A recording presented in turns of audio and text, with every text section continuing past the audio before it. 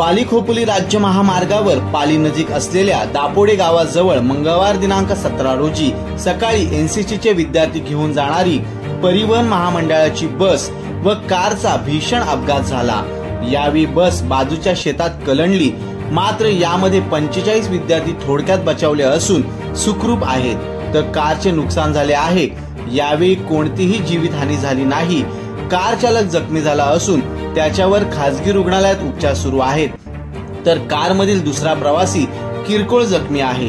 याबाबत सविस्तर माहिती अशी की पाली खोपोली राज्य महामार्गावर कर्जतहून एनसीसीचे विद्यार्थी घेऊन पालीकडून लोणेरेकडे जाणारी कर्जत आगाराची बस व पालीकडून खोपोली बाजूकडे आयुष गायकवाड चालत असलेली सेलेरिओ कार यांची समोरासमोर ठोकर झाली।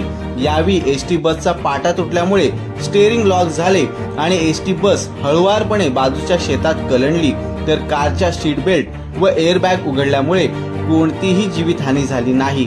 मात्र कार चालकाच्या हाताला दुखापत झाली व शेजारच्या प्रवाशाच्या डोक्याला लागले आहे। एनसीसीचे विद्यार्थी लोणेरे येथे कॅम्पसाठी जात होते। अपघातानंतर हे विद्यार्थी सुखरूप असल्यामुळे त्यांनी दुसरी गाडी करून लोणेरेकडे रवाना झाले। पोलिसांनी घटनास्थळी जाऊन पंचनामा केला आहे। भाजप दक्षिण रायगड उपजिल्हाध्यक्ष राजेश मापारा यांनी घटनास्थळी जाऊन भेट दिली।